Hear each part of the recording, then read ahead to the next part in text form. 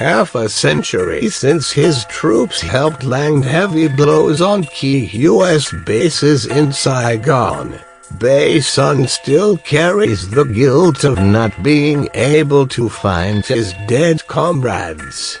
One morning in late January 2018, he woke up in a room at Thong Nhat Hospital, a treatment facility for high-ranking officials and veterans in Ho Chi Minh City. His daughter-in-law pushed his wheelchair into the corridor, which was bathed in sunlight. He gave a newspaper to a former comrade who was already sitting there, showing him a piece about the Tet Offensive in 1968. Vietnam is commemorating the 50th anniversary of the attacks that changed the Vietnam War. Banners, exhibitions and media reports can be seen everywhere. Son, 93, remembers the victory with pain. My brothers, 5, 7, 10, he said, referring to his former comrades by their code names.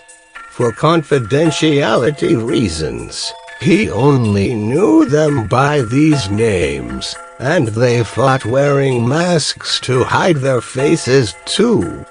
16 people died at the U.S. Embassy, and I never knew who they were or where they came from, Son said. After the attack,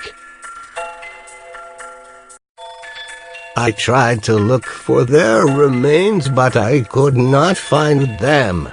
I will owe this debt of blood to my brothers for the rest of my life. Surprise attacks. The Tet Offensive was launched on January 30th, the first day of Vietnam's Lunar New Year in 1968. More than 80,000 soldiers from the North and the Vietnam National Liberation Front (NLF) launched surprise attacks on more than 100 cities and outposts throughout southern Vietnam. Saigon, then the capital of the South, and the former imperial city of Hue were transformed into fierce urban battlegrounds. The attacks came at a crucial time, when most U.S.-backed Southern soldiers had gone home for the Tet holiday, and the anti-war movement at home had caused distractions and divisions in the American leadership. Son was then chief advisor of the NLF's Elite Special Forces Unit. He had been preparing the campaign to attack crucial targets in Saigon, including South Vietnam's Presidential Palace, now the Independence Palace, its radio and television stations, the Navy Command Office, its police and prisons. A week before the attack, Vo Van Kiet, who was in command of the communist forces in Saigon and the surrounding areas, suggested they add the U.S. Embassy to the list of targets. Sparing the embassy would have meant no attack, said Kiet, who was Prime Minister of Vietnam between 1991 and 1997. Son said the offensive had been 3 years in the planning, but they did not have much time for actual preparation.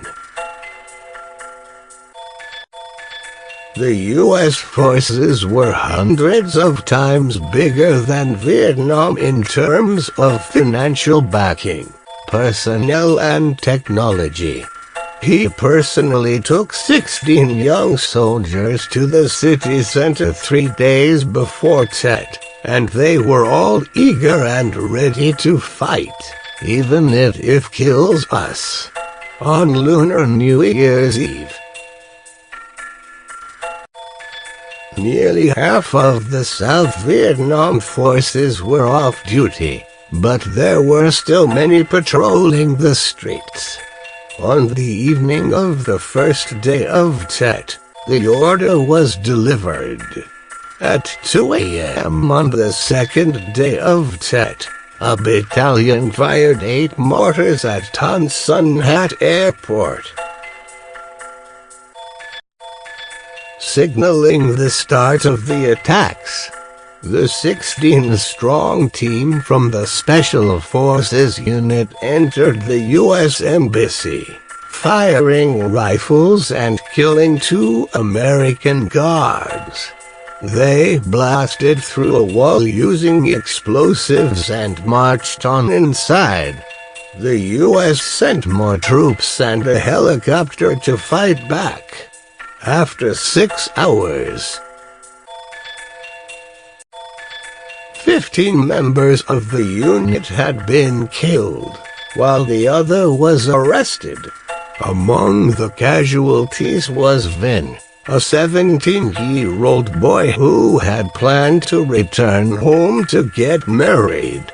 Despite the losses, the mission was considered a success.